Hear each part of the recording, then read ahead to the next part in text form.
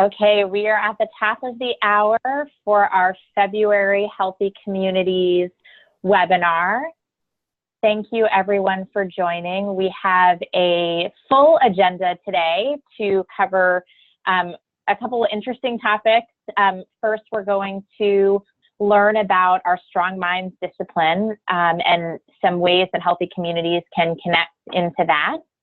We're going to cover the Health Messenger program so that you can train athlete leaders in health within your own healthy community and your own program. And then for the 3-year grantees that are going into year 2 or year 3, we will cover the reapplication process for your grant funding for next year. And so that we'll do that at the end. So if you are not a 3-year grantee going into year 2 or year 3, you're welcome to hop off the line at that point and take back some of the hour that we don't use up. As usual, please post any questions that you have in the chat section, and we will answer those throughout the presentation today. So the first thing I would like to do is introduce to you Jamie Vallis, who is she is the Senior Manager of Training, and she oversees the Strong Minds discipline. There's a good chance you've probably worked with her previously. So she's going to really talk to you today about emotional wellness and strong minds. So Jamie, I'm going to display my screen and run your presentation from my screen. So give me one moment here. Okay, sounds good, great. Hi everyone, thanks so much for joining the webinar today. As Kristin pulls up the slides, I think that was a good enough introduction, so I won't spend any more time on that. But the Healthy Communities team asked me to talk a little bit today about emotional wellness. And so specifically, I'll be talking about Strong Minds, which if you're not familiar, this is a good opportunity to learn some basics. But my point today is not necessarily to bore you with the details of a discipline, but rather talk to you a little bit about how you might be able to make this applicable in your own country, state, or program. So we'll go ahead and start by defining emotional wellness. So emotional wellness is a state of well-being which allows athletes and all people really to understand the normal stresses of life and be productive in that environment. So like we say to our athletes, everyone experiences stress, and it's not necessarily how you handle that or what stress you're under, it's how you handle that stress. And some people are under greater amounts than others, and some people need a little extra support. So that's what we really focus on in Strong Minds, is being able to take the stress in our life and start to cope with it. And so research shows that our athletes tend to have less ability to use positive coping strategies, which means that they're using more things like avoidance, or not thinking about the problem, or some unhealthy behaviors. So that's a little bit of why Strong Minds was started. It also allows the athletes to be able to fully compete in their sport without having to worry about maybe some things that are going on at home or in their personal life. So it's important for all of you to not only be aware of the program that we have for Strong Minds, but also this idea that we need to look at our athletes more than just their physical health, and look at their emotional wellness. So most of our disciplines that we have for healthy athletes and most of the programs that we do focus on the physical health. So some of the content that we'll go over today might be give you some good ideas on how you can incorporate emotional wellness into your programs. I do want to note here that we're defining emotional wellness and we're not defining mental health. Those are two very different things, and for Strong Minds, we focus more on that positive area of emotional wellness. So thinking about things we can do to help us deal with stress rather than think about the mental health diagnosis or anything like that. So just a clear distinction between what we do in Strong Minds is emotional wellness rather than mental health.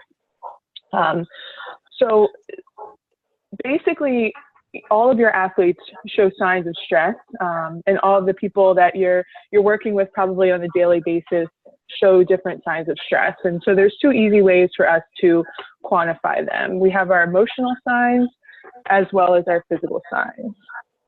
And Kristin, you can go ahead if you. Thanks.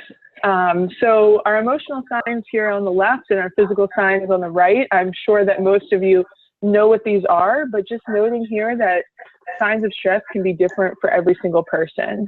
So some people might get really easily upset, or some people might kind of analyze that stress internally and start worrying a lot, or have an inability to focus, or it might start to impact their self-esteem.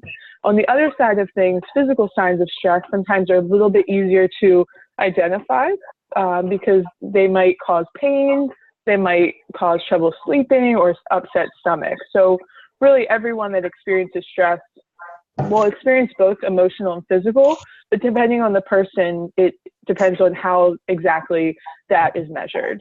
So for some people, they can be under a lot of stress and not show a lot of signs visibly, but they might be internalizing more of those stressors. So these are just some good things to look for when working with your athletes and sharing with your different partners. So maybe your coaches that you're working with, any volunteers, so that athletes can kind of get those supports they need. And some of the strategies we'll go over in Strong Minds in a bit can be used without hosting a Strong Minds program. They can just be general good ideas for how to incorporate some emotional wellness. So let's talk a little bit now about what Strong Minds is. So Strong Minds is an interactive activity where athletes focus on adaptive coping strategies. So those are those positive coping strategies that I talked about just a second ago. So thinking about things that we do proactively or in the moment of stress to help us deal with stress. So we all know that sport naturally is competitive and provides us with some stress. And that's a really healthy stress. And it's good that our athletes are participating in sports to allow them to start to feel and understand what those different levels of stress can be. So if you're in a basketball game and you have 30 seconds left and you have the ball, that's definitely a stressor that, is going to affect you, but it can be a positive stress. I'm sorry, can anyone on the phone, if you guys can just mute so we don't have any background echo or anything like that? Yeah, let me try to mute them. Hold on a second here. Okay. Sounds good. Okay, so Strong Minds basically looks like every other healthy athlete discipline. Athletes come through, they go through a variety of stations, and what they're doing at these stations is learning strategies that can help them in competition and also in everyday life to help maintain their stress. So these type of activities are thinking positive thoughts, releasing stress, connecting with others. So this next slide here shows some pictures from events that we've had to give you a little bit of a visual. So you can see our logo here on the left. And Kristin, when you get a chance, if you could click ahead once. And then on the top right is a picture from Abu Dhabi. So this is our strong stretching station. And then the bottom right is our USA Games. And this is our strong supporting station. So I'll talk a little bit about where Strong Minds came from in this next slide and kind of give you some background of the discipline. So we've already talked about what happens at Strong Minds, what it looks like, but it came from 3 evidence-based models of self-regulation, social emotional learning, and mindfulness-based stress reduction.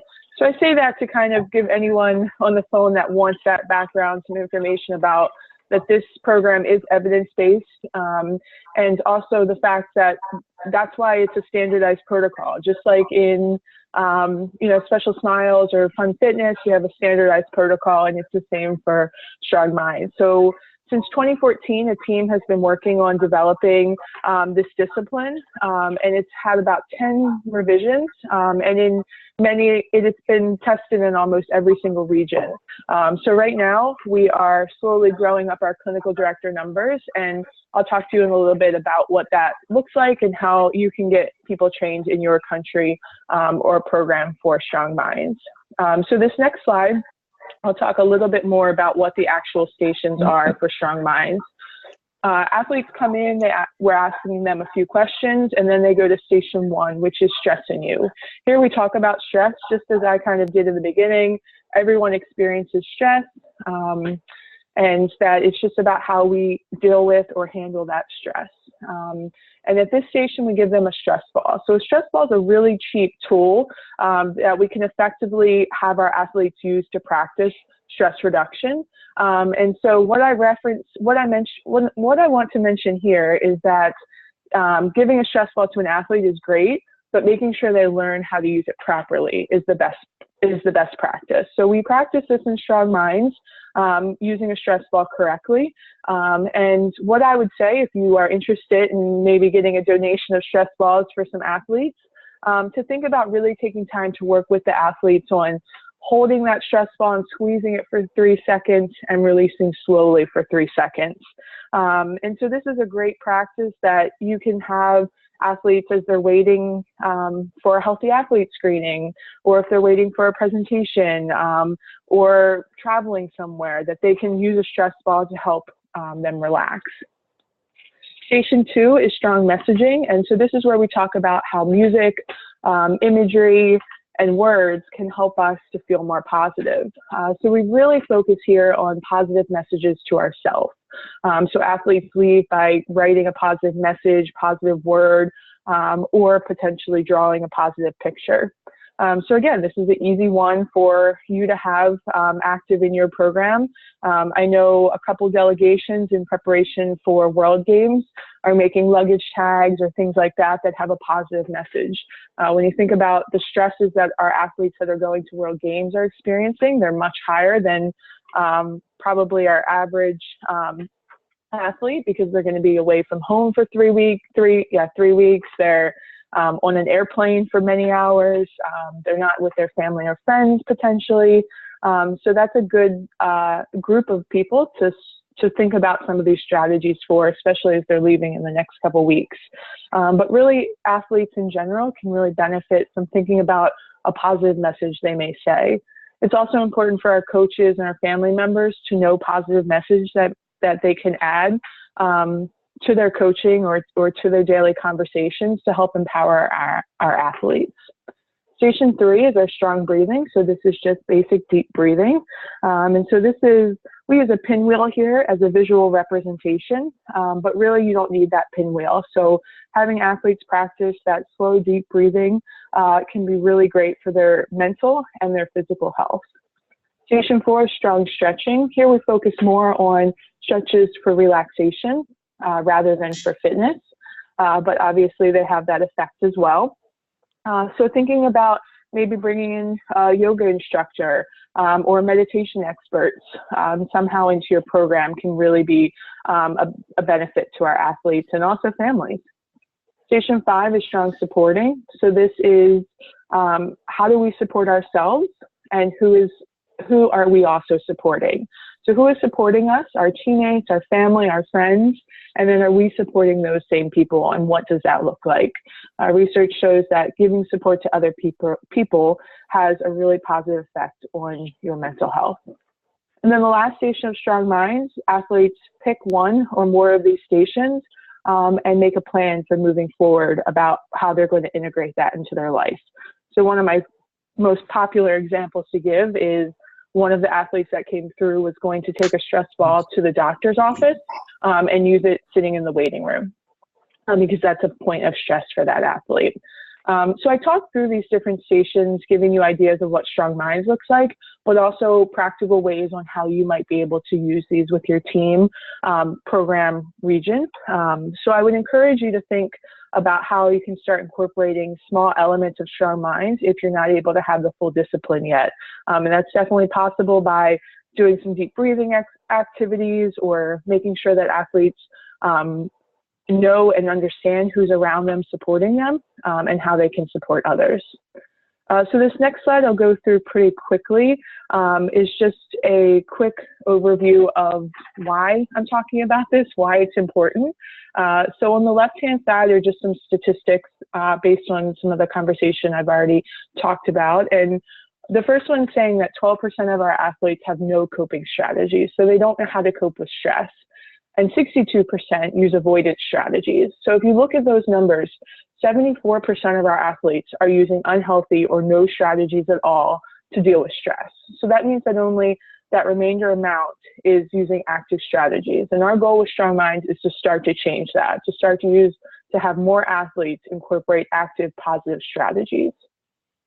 And on the right-hand side, this was our last pilot at World Games in 2017 for Strong Minds. And this just shows you how the athletes are responding to the discipline. So it's pretty powerful to me to see that athletes want these type of programs, and they're definitely eager to learn more about ways that they can start to use active strategies. So the next slide, I'll talk a little bit about how you can maybe start a discipline of Strong Minds. So the first thing that you'll need to do is recruit a clinical director. And so you can see here that they need a mental health professional licensure, certificate, or something like that. That might look different in every country. So we can definitely talk through what would be best in your area. But psychologists, social worker, things like that are the best fit for Strong Minds. I will say right now we do not have many Strong Minds trainings planned.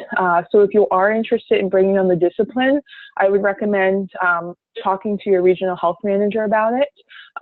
And we can have a conversation about planning a training. In North America, we have one coming up in May. So please send your CVs or resumes to Heather for submission.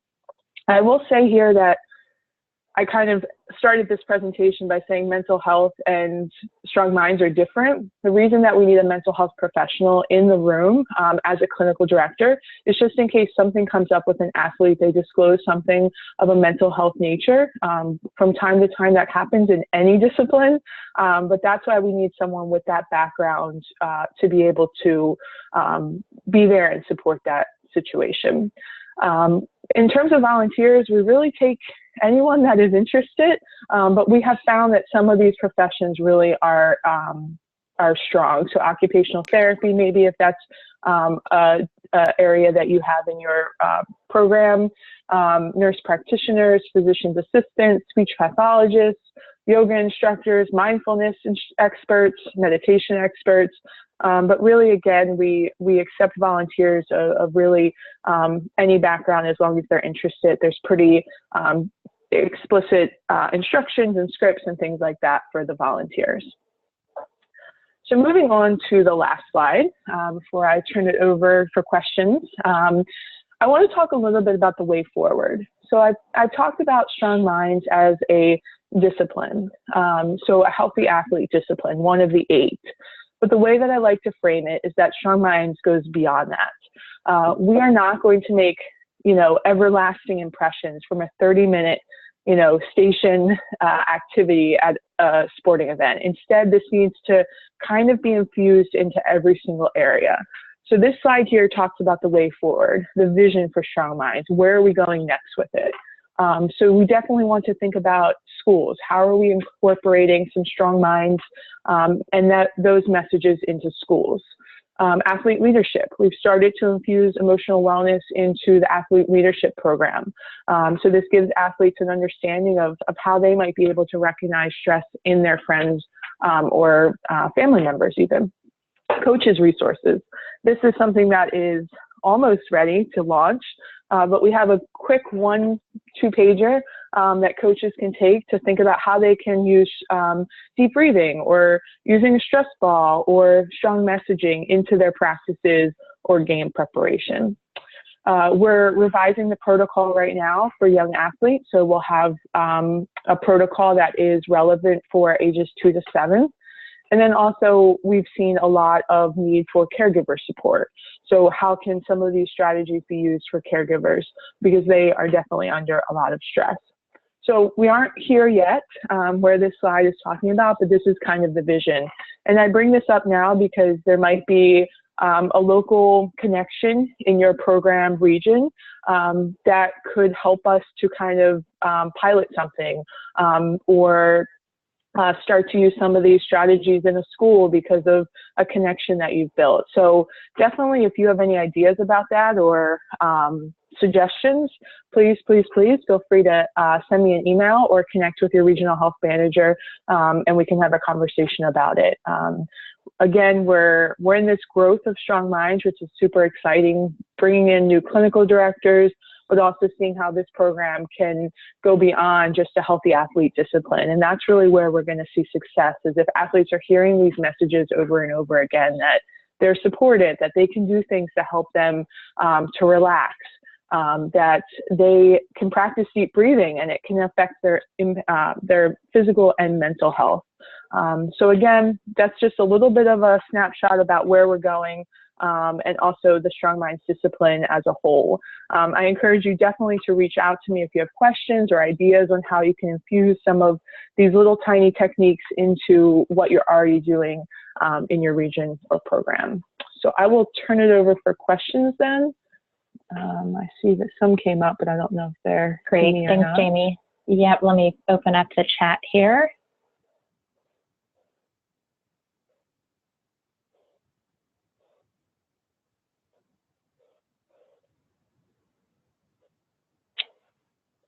Okay, no questions around Strong Minds. Okay, so if anyone has any, feel free to email me. My email is jvallis@specialolympics.org.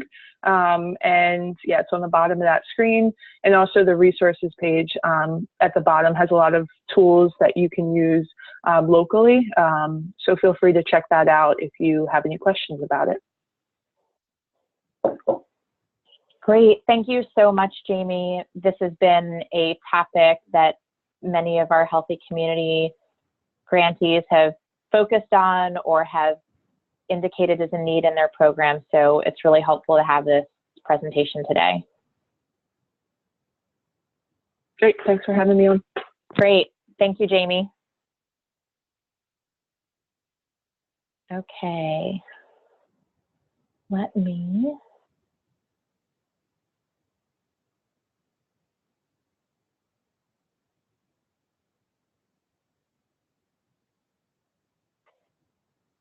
Okay, the next topic that we are going to talk about today is health messengers. And some of you have some familiarity with health messengers. Some of you, this may be a little bit new.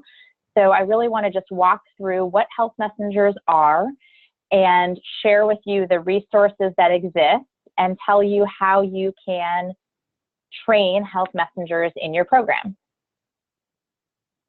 So a health messenger is a Special Olympics athlete who has been trained to serve as a health, wellness, or fitness leader within their Special Olympics program or their community.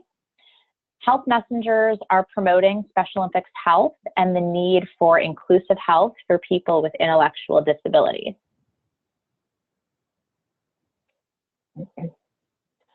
So we believe at Special Olympics that in order to solve problems faced by people with intellectual disabilities, they need to be in leadership roles and helping us design programs.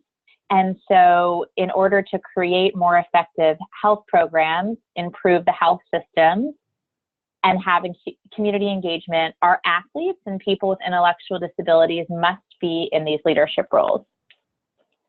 And so that is why the Health Messenger program was created.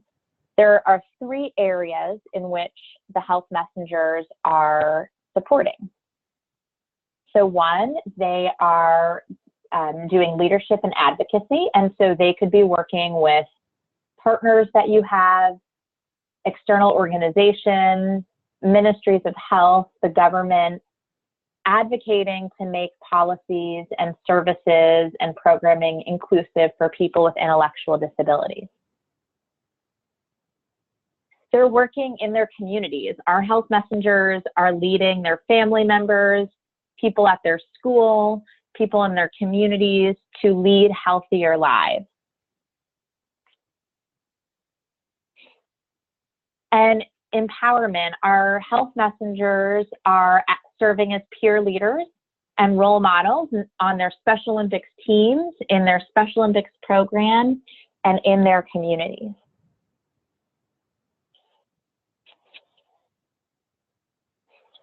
So we have created a number of tools so that you can also hold your own health messenger training. It is on the resources page, and I will flip to that in a moment. We've created a facilitator's guide. So if you would like to hold your own health messenger training, there is a guide that helps you do so. Also within the resources page, there's sample agendas. We have created a number of education modules and activities. And so everything is really here for you if you would like to hold a health messenger training. And if that's something that you would like to do, we are able to help you through the whole process to make sure it is as successful as possible. So the main objectives of the health messenger training are, one, to educate about the health status of people with intellectual disabilities so that our athletes know some of the challenges that other athletes are facing.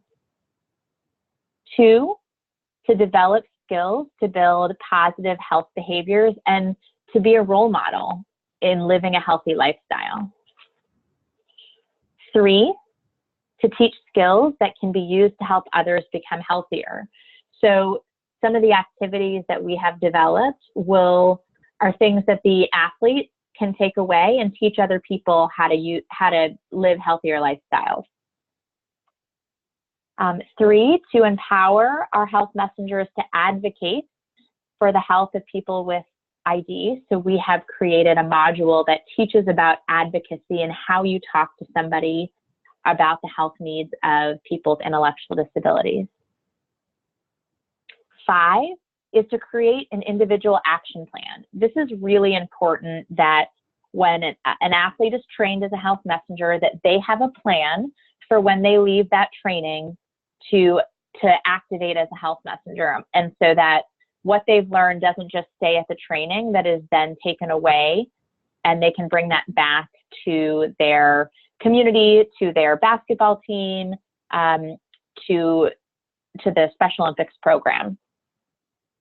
And lastly, we are developing a global network of health messengers. So this is, for those of you that have been involved in the global messenger work, this is a similar network that we are creating with our health messengers. So if you're holding a training, there are 3 required components. So the first one is that athletes who are trained complete a practicum within a year of the training. And a practicum, what that means is practice by doing.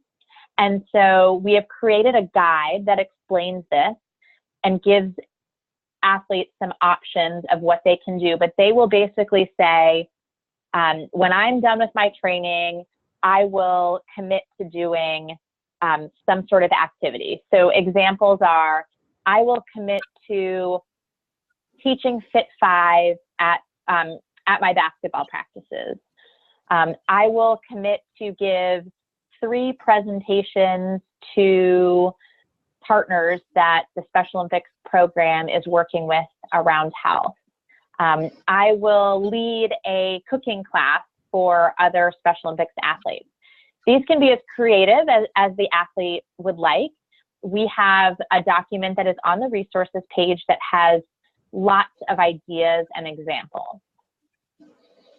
Second, the training requires time for discussion groups so that our athletes who are becoming health messengers are able to find their voice and to practice advocating. And third, that you do hands-on learning with 2 of the education modules. And really, we don't want the training to be somebody standing up and giving a PowerPoint presentation for a day. That is not how most people learn. And so by having some hands-on activities, that will allow the athletes to really gain some skills that they can take back to their program.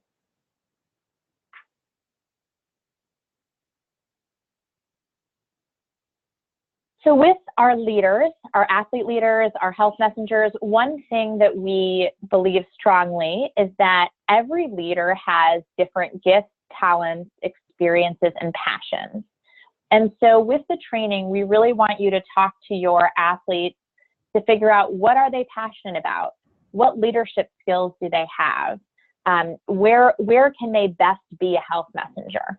Not every leader is a great speaker.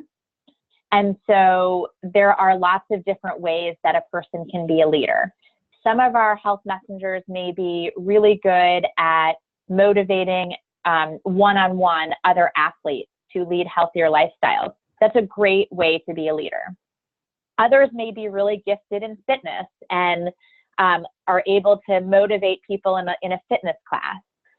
Others may be really good at talking to partners and convincing them that this work is critical to what they're doing. And so what we would want you to do is really work with your each individual athlete and look at what their leadership skills are and help them develop a plan that best uses those leadership skills.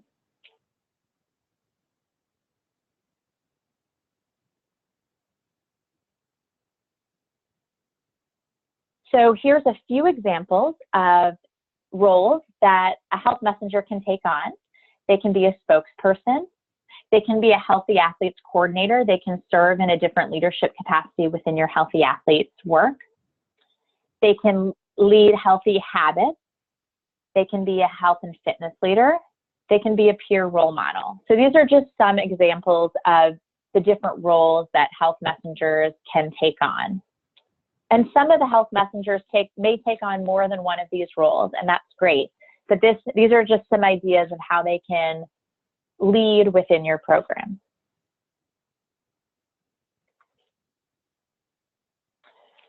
So if you would like to hold a health messenger training, we would like to help you do that and work through that with you. So you can either email me or email healthmessenger@specialolympics.org. And we will help you set up your training. I'm just going to show you really quickly our Health Messenger resources page. And Adam, can you maybe pop the link to this into the chat so that if anybody wants to direct link on it, they have it? So here there is an overview of Health Messenger, a video. We have a section on mentorship and how the mentors support a health messenger. That if you're going to host a training, a sample agenda, which is editable, a facilitator's guide, and then we've created a number of presentations and activities. So nutrition, fitness, strong mind, building positive, healthy habits, my personal health goal worksheet, how to advocate, how to talk to the media, using social media. So there are a number of modules built out for you to use.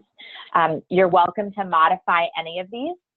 And if you create any new activities or new presentations, we'd really love for you to share them with us, because then we can share those on this resources page with other programs so they can use what you've created.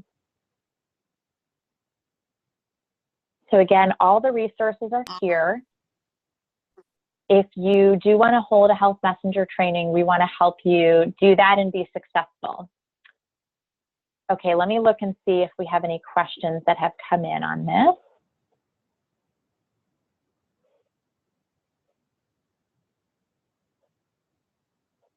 Okay, I don't see any questions, but you're welcome to add anything else to the chat or reach out to me after this webinar, and I'm happy to work with you on the Health Messenger program and training your athletes to be health messengers. It's a really important part of what we're doing with Special Olympics Health.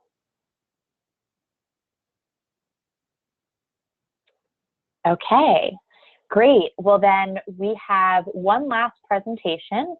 This is specifically for any Healthy Community grantees that are going into year 2 or year 3, starting in April. Before we let everyone who is not doing that reapplication process go, I just wanted to mention some dates around the year-end report. So hi everyone, this is Onolee. I just wanted to make sure you are all aware that your year-end report is going to be due on the 15th of April. The March webinar for Healthy Communities is going to go into detail about how to do that report, but we have gotten some requests from programs to see in advance what the questions are going to be in Qualtrics. And so after this webinar today, we'll be sending out an Excel file that has all of those questions in it. It's going to look almost identical to what you saw at the mid-year, and it's going to be pre-populated with all of those metrics that you sent to us at the mid-year. So you'll just need to update what's happened in the second 6 months of your grant so that we have a whole one-year picture. So if you have any questions before the March webinar about your year-end report, please reach out to your regional health manager. But I just wanted to let you know some of the details on that. So, Kristin, thanks for bringing the slides up on screen. Actually, I think I'm going to grab the screen share so I have a couple other things to share on screen. Okay, so I'll pass you the screen share. All right, I think I've got it. Let's see, give it a moment here. And we'll bring the PowerPoint up. So for everyone who is reapplying for funding in the 2019-2020 year, this presentation is for you. Your reapplication packet is going to be due to us 3 weeks from today, which will bring us to the 12th of March, 2019. And the packet has 2 parts in it, which if you've done the reapplication before, should be very familiar. Part 1 is the reapplication form, and that's a Word document. And Part 2 is the budget request, and that is an Excel file. You do not need to send us a revised version of your project plan or a new project plan. When you wrote your project plans, these were 3-year projects. That said, if there are changes that have happened and you are updating your plan as you go along, please do share that with your regional health manager. We want to know and have the most current documents on file, but that's not required for the reapplication. So, couple of tips for the reapplication form, and before I get to those, I want to bring up the reapplication form itself. So this is just a 2-page document that has a little bit of information about your program. So you'll put your program name, contact information. U.S. programs, I want to draw your attention to the DUNS number. Please make sure you include the DUNS number for your program. The amount requested in your grant for the next year in US dollars, and then the information about where those funds should be wired to. We'll need the information on your key personnel.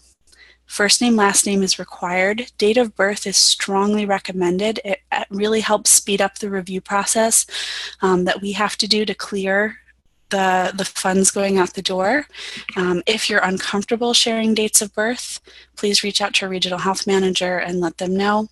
We can proceed with just a first name and last name, but we'd really like to have the dates of birth. You also will need to get a signature from your executive director or national director. However, the regional president's approval will come via your regional health manager. So you'll have your executive director sign, send that on to the regional health manager, and they'll get signed off from the regional president. So hopefully that form is very straightforward. Coming back to the presentation, there's a couple of things that we see happen that can slow the process down and make us have to come back. One is make sure the amount that you've requested is in US dollars. Make sure that you have the date of birth for key staff. Your RAM's going to get the approval from the regional president, and US programs, please include your DUNS number. So for the budget, we'll go through the tips first and then I'll pull up the form. One of the things that we recommend most strongly is that you pre-plan when you're doing your budget for what you're going to need to send to us at the end of the year. Choosing only to fund grant with grant dollars the things that you're able to document to us that the funds have been spent on. So things that you easily have a receipt for, or staff that you know you'll have timesheets for. We don't recommend including things that are really hard to get a good count on what portion of, like renting office space or those types of things that are just really hard to get a good documentation of how those funds were spent. The budget template that you'll share with us that I'll show you is only for the grant dollars that are going to be spent. There's a second tab for value in kind. So those will be the things that your program matches or that you get from other funders. And make sure that you are matching your budget to your plan and you're using the justification column to add in notes so that we understand how your budget matches up with the work that you're proposing to do this year. So this is the budget template. You'll see at the bottom here there are 3 tabs. What I have open now is the example. Tab 2 is the blank template. This is what you'll fill in with your information. And then finally, there's a place for you to estimate the value in kind that you'll get either from your program or from partners that you have. So coming back to the example, you'll notice this is a slightly different template than we've had you use in the past. One of the things that has been hard in the past for getting grants approved is that we don't have enough level of detail of how much is each individual item cost, how many are you getting, what is the total cost. And so this auto calculates all of that for you. So here you'll see in the salaries and benefits section, 1.1 is salary, 1.2 is benefits. You'll list the staff position, if you can put the person's name in as well, if you know who that person is, the percent of time that they will spend on the project, the number of staff that have this position, and either the number of months that they will be in that, if you're going to be giving a monthly rate that you will pay them, or the number of hours that they will put towards the position, and the hourly rate, and that's going to auto-calculate the amount that you will pay to that person for this grant. You're going to see the same thing here for supplies and equipment. You put in the name of the supply, the number that you want to purchase, the amount per item, and it's going to auto-calculate for you what the total cost will be. One thing I want to draw your attention to is this column I, which is your justification additional notes. And so in here, you'll want to have details about what this item is. So, you know, if you're purchasing, let's say you're purchasing 1,000 stress balls here, and you would say these are going to be used at a Strong Minds Family Health Forum that we're doing, just so we know how those funds are being spent. That most likely comes up, excuse me, in things around travel and meetings where you might have multiple events, and we need to know a little bit more about what this is funding. And I'll open up the value in kind as well. And here it's a little bit more straightforward. You just put the company name, the type of item that's being donated. And then this one doesn't auto-calculate for you, so you'll need to do the math on that.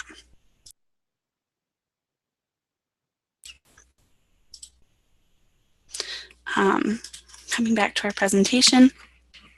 Common mistakes that we see on the reapplication is not having enough detail in the justification section. So please make sure you add enough there so we know what you're spending your budget on. We don't have to come back with you with questions about what was this for again. Another mistake is requesting things like computer equipment multiple years. So if you purchased a laptop computer for your staff member in the first year of the grant, and you're asking to purchase another computer for that same person in the second year of the grant, we won't be able to approve that expense.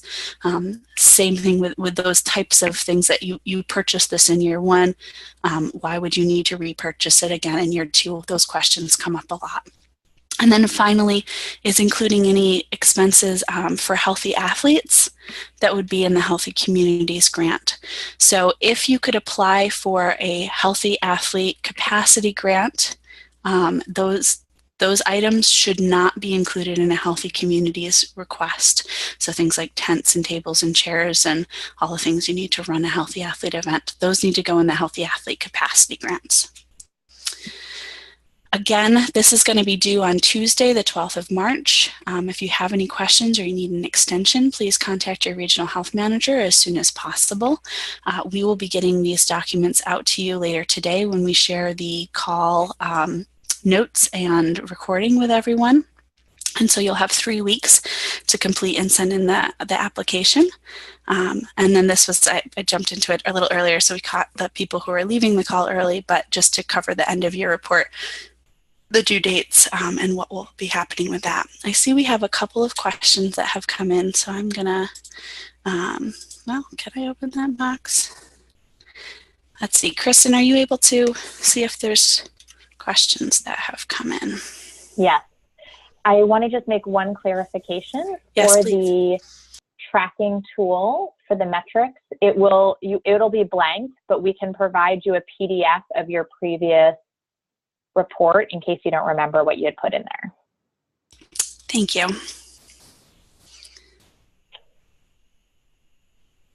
Okay, I don't see any new questions. Okay. I just wanted to give one clarification as well. For the VIK tab, it does auto-calculate. So if you enter in the number of units and the price, it'll auto-calculate for you. Oh, fancy. Great. Thanks, Adam. I didn't know it did that. Just letting you know. All right. Sounds like maybe someone has a question.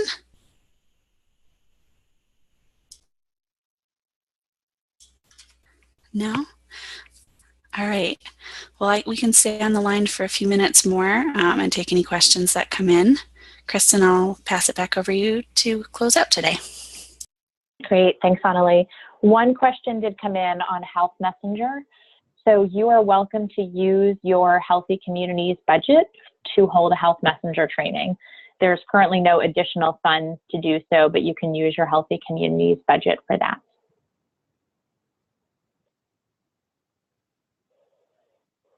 Okay, great. Well, thank you, everyone.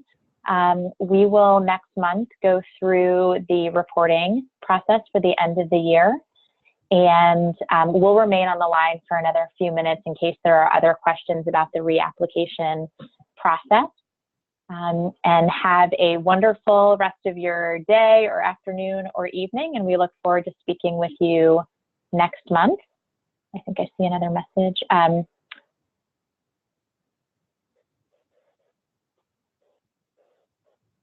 There's a question, Heather, we'll address your question separately from this call because it doesn't relate to every program on here.